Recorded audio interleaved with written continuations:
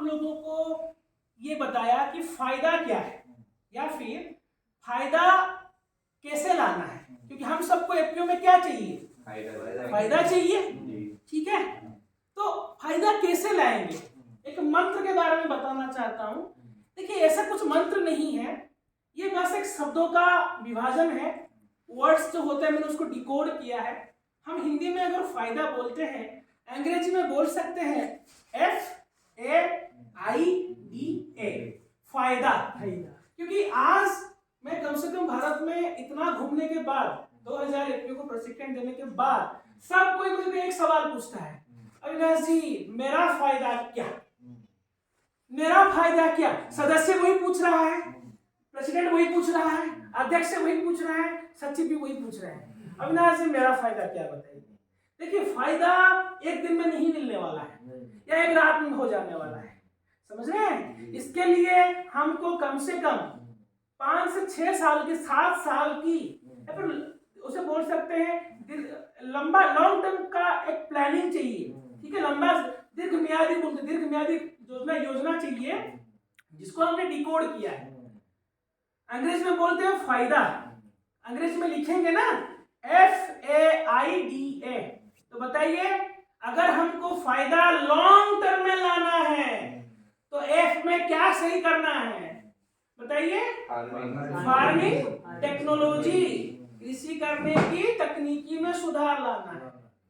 दूसरे में आता है A में एग्रीगेशन करना, कृषि उत्पादित द्रव्यों को इकट्ठा करने की योजना बनाना, उसे एग्जीक्यूट करना, ठीक है।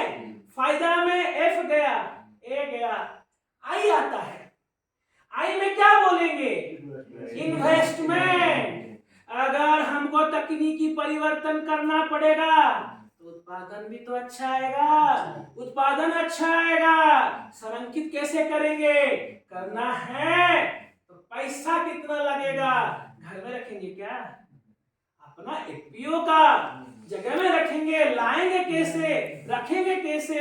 एक ऐसा भी हो सकता है उसके लिए जूट का बैग भी खरीदना पड़ेगा, सोचिए 1-1 रुपया का लागत है उसमें। तो हमको ये इन्वेस्टमेंट कितना होगा, आपके सारे व्यक्ति के दिमाग में 3 से 5 साल तक हिसाब रहना चाहिए कि नहीं हमारे एफपीओ में इतना इन्वेस्टमेंट आएगा, तो आएगा कहां से, सदस्य कितना देंगे, सरकार से सपोर्ट कितना मिलेगा, ग्रांट कितना मिलेगा, अगर लोन चाहिए तो लोन कहां से लेंगे। अगर ये व्यवसायिक बुद्धि आपके यहाँ पे नहीं रहा, फायदा का बात छोड़िए, आपका समय का भी वैल्यू नहीं मिलेगा। फायदा में एफ गया फार्मिंग टेक्नोलॉजी, ए गया एग्रीगेशन, आई गया इन्वेस्टमेंट, डी आया अगर हम इन्वेस्टमेंट का सोच लिए, पैसा इकट्ठा कर लिए, व्यवसाय अच्छा बना, अगला स्टेप जो होता है फायदा दिलवाने के लिए वो है डिविडेंड बांटना।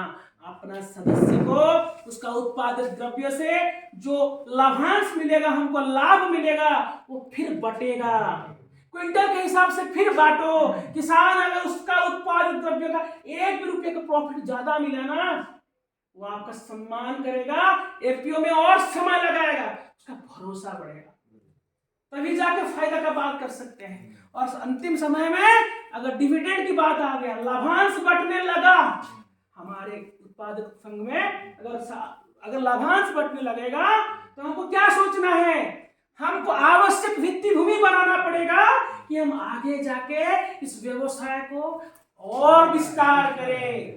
विश्वास कीजिए यही होता है फायदा लाना। अगर हम किसान का टेक्नोलॉजी को चेंज करें, उसके साथ एग्रीगेशन को ठीक करें, इन्वेस्टमेंट लाए, डिविडेंड बांटे और संचित अर्थ से आवश्यक वित्तीय भूमि बनाए, यही है फायदे का मूल मंत्र। यह होगा ना आपसे, बताइए। एक मतलब ऐसे आवश्यक वित्तीय भूमि, डी मतलब डिविडेंड,